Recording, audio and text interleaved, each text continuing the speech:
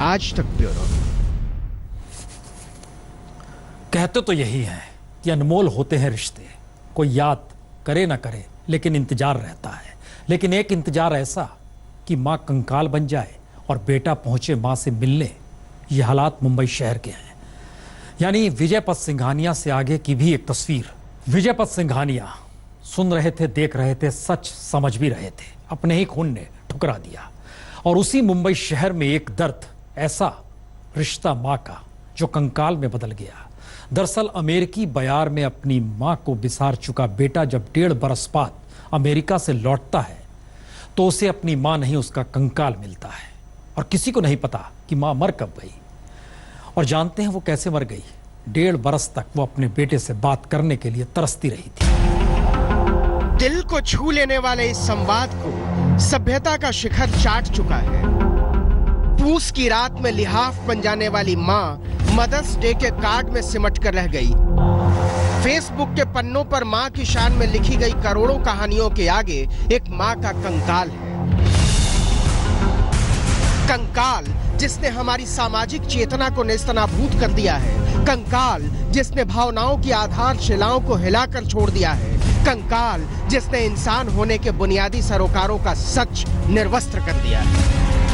इनके लड़के जो ऋतुराज साहनी जो है आज यूएस से आए थे, तभी वो दरवाज़ा अंदर से लॉक था, दरवाज़ा खोला गया और फिर वो बॉडी मिली।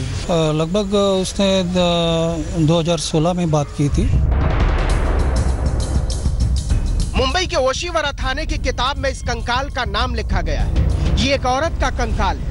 उसका नाम आशा साहनी था, उम्र 63 साल। ऋतुराज साहनी उसका बेटा था। लेकिन जो नहीं लिखा गया है वो ये कि एक मां की कंकाल है।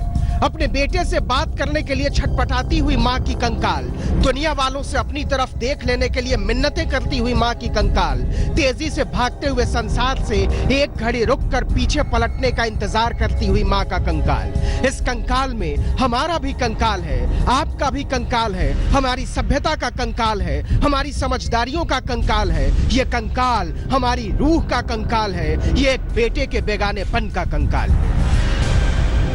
आजकल नॉर्मल ट्रेंड यही देखा गया है कि बच्चे पढ़ने लिखने बाहर चले जाते हैं, पेरेंट्स अकेले यहाँ रह जाते हैं। तो जो एक लोनलीनेस या एक जो इमोशनल डिप्रीवेशन होती है वो तो जो है सो है।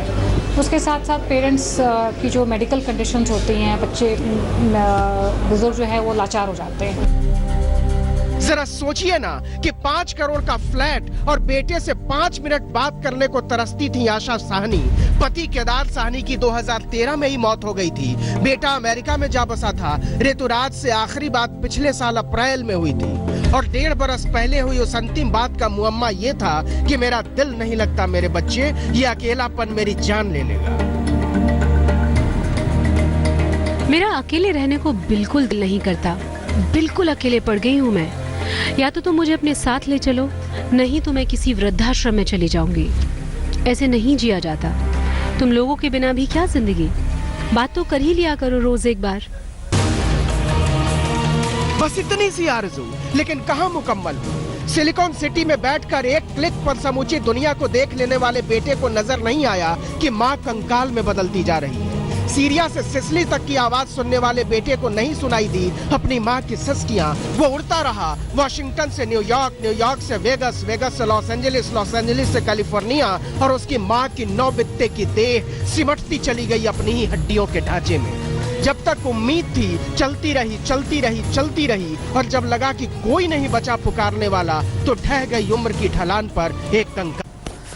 तो रिश्तों का ये बागवान